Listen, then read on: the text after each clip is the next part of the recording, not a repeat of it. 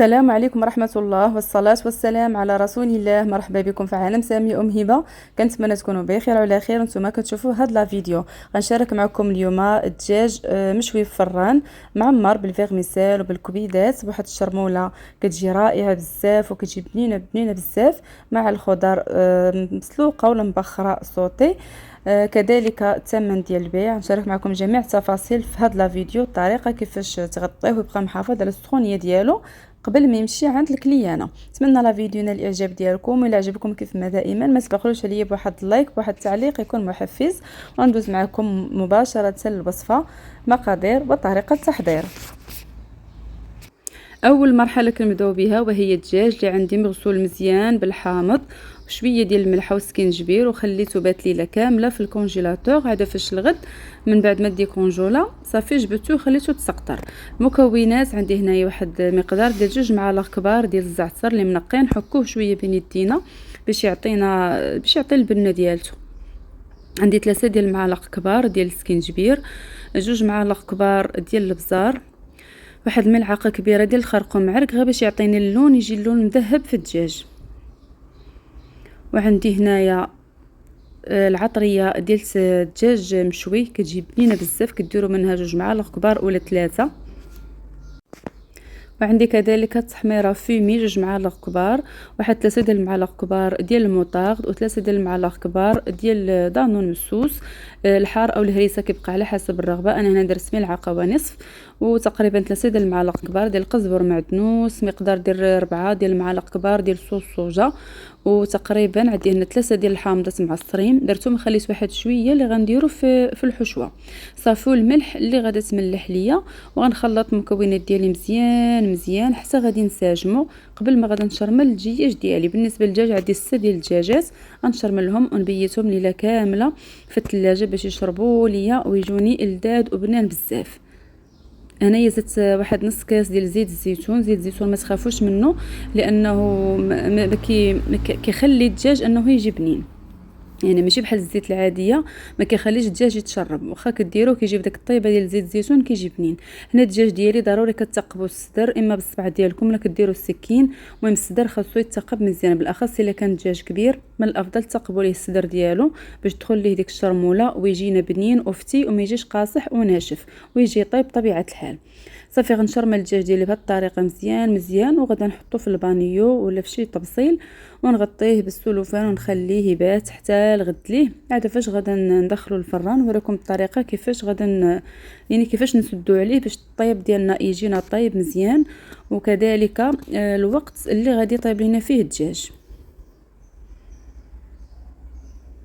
صافي هنا غطيت الدجاج ديالي وغادا نديرو في الثلاجه وغادا ندوز باش نصايب معكم الحشوه اللي غنعمر بها الدجاج. هنا عندي 2 بصلات كبارات ضبوزتهم في الهاشوار، واحد 2 فصوص كبار ديال الثومه، تقريبا نص كاس ديال الزيت نباتيه و2 معالق كبار ديال الزبده حيوانيه باش تجينا الحشوه ديالتنا بنينه بزاف. هاد لافاغس اللي غنديرو كتشبه لافاغس اللي كنخدموا بها البسطيله ديال الحوت او البساطل اللي كيكونوا مالحين. المهم زبده حيوانيه ضروريه لانها كتلذذ لينا هاد الحشوه ديالنا. صافي فوق البوطه غنخلي هاد البصله ديالي حتى تكراميليزا وتجي اللون ديالها مذهب وحتى البنه ديالها كتوي بنتها بنينه بزاف. عاد فاش غادا نضيف عليها باقي المكونات مع شويه ديال الملحه باش تساعد ان البصله ديالتنا تنزل وتحمر لينا دغيا. صافي العافيه كتكون متوسطه ما تخليوهاش مجهده باش ما تحرقش وتجينا في هذيك الطيبه ديال الحراق تخسر لينا كلشي. صافي هنا من بعد ما تعسلات لينا هاد البصيله وتحمرات غادا نضيف كميه ديال الشامبينيو داك الاسود اللي كيكون مجفف والكبيدات ديال هذوك 6 ديال الدجاجات من بعد ما سلقتهم بالحامض وورقه سيدنا موسى قطعتهم وغادا نضيفهم. تقريبا داك الشامبينيو عندي هنا 10 دراهم في 6 ديال الدجاجات وما كديروا عينكم ميزانكم. صافي هنايا ضفت صوص صوجا، ضفت هنايا شويه ديال الابزار، ضفت تحميره فيمي اللي عطاتو واحد المذاق خطير بزاف، العطريه ديال الدجاج مشوي حتى هيايا وشويه ديال الزعتر. صافي وشويه ديال القزبر ومعدنوس، معدنوس يكون غالب، وغادا نخلط مزيان مزيان هاد الشيء حتى يتشحروا ليا مزيان. وغتذوقوا شويه، وغادا نزيد شويه ديال الهريسه او الحار على حسب الرغبه ديالكم، وتذوقوا يعني واش الملحه هي ديك ولا لا. وهنا الكاسرونه اللي كتشوفوا فيها راه دايره فيها الماء تيغلي اللي غادا نرطب فيه الفيغميسيل ديالي. بالنسبه للفيغميسيل كندير ديال الروز، دوك المربعات كل فروش كندير ليه حساب مربع، يعني غادا ندير 6 ديال المربعات اللي غادا ندير. وهنايا زدت هذاك ربيع كاس ديال الحامض اللي كنت خليت في الاول. صافي غادا نخلط مزيان مزيان. وهنا غادا نضيف الفيغميسيل ديالي باش كتطلق ليا في الماء، غير تيغلى الماء كنحط فيه هاد المربعات ديال الفيغميسيل وتنطفي، ما تخلوهاش شاعله باش ما تعجنش ليكم. ما كاملاش 5 8 ديال الدقائق. صافي صفيوها وقطعوها وخلطوها مع هاد الحشوه ديالتكم باش ما تعجنش. انا مازال تابعه الطياب مع الدجاج. الحشوه ديالي هاي من بعد ما تشحرات ونشفات مبقاش فيها كاع السوائل، كتجي ريحتها رائعه رائعه بزاف وجات بنينه. راه غير هكا مع الفيغميسيل تعمروا بها هكا بسيطلات ولا دي سيغار ولا بريوات كتجي زوينه زوينه بزاف.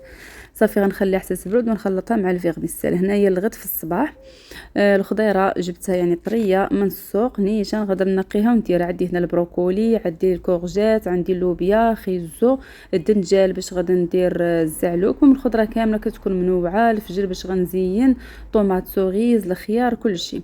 صافي انا كما قلت لكم حتى الغد في الصباح الحشوه ديالي ها هي من بعد ما بيتها هي في الثلاجه. ضروري هادشي كلشي بات في الثلاجه باش حتى شي حاجه ما تفسد لكم، بالاخص دابا الحال سخون. ما تغامروش بهذا الشيء تقولوا صافي غير ليله والحال بارد نهائيا. المهم هكا تنسد كنخشي الرجيلات هنا، ولكن ضروري كنربطهم بواحد الخيط ولا بواحد البلاستيكه باش ما يتحلوش ليا. كديروهم في الشلاطه ولا داكشي اللي كطيبوا فيه، كتفرشوا بابي كويسون كتغطوهم كذلك بهاد ورق الزبده. عاد فاش كتلمطوهم مزيان بالبابي الومنيوم باش ما تخلوش النفس من تخرج، باش يطيب لينا هاد الدجاج وكيجي فتي. هنا الفران راني شعلته ودرتو كيسخن.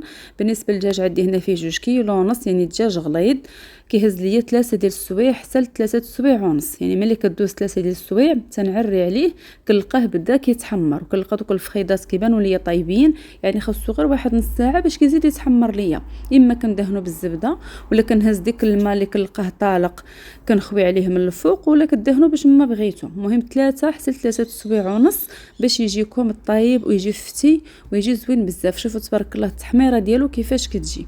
صافي هنا بديت كندريسي في لي بلا ديالي. عندي جوج حطات، كل حطه فيها 3 ديال الدجاجات كما كتشوفوا.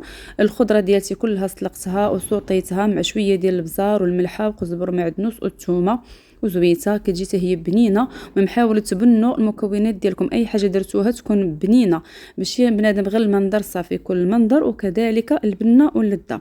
لي بات هما صايبتهم بالطون وبالمايونيز وبالعطريه ديال البسطيله ديال الحوت كيجيو حتى هما لذاذ بزاف بزاف خطيرين في المذاق. يمكن لكم تزيدوا حتى المايس، يمكن لكم في الحشوه ديال الدجاج تزيدوا حتى الزيتون مقطع الا كنتو كتبغيو. المهم لكم الاختيار، نتوما كتبدعوا كيف ما بغيتو.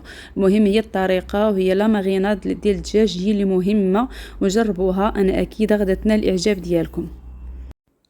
وكان هذا هو الشكل النهائي ديال هاد لي بلا ديالي ديال اليوم. هذه الطلبيه مازال السفه حتى غادا نسالي الدجاج عاد فاش غادا نصايب ليها السفه، وكان فيها حتى الكلاص. ما نقدرش نصور كل شيء حدا بعضياتو لان الكوزينه كانت سخونه وما يمكنش غندير حاجه حدا حاجه وضيق الوقت.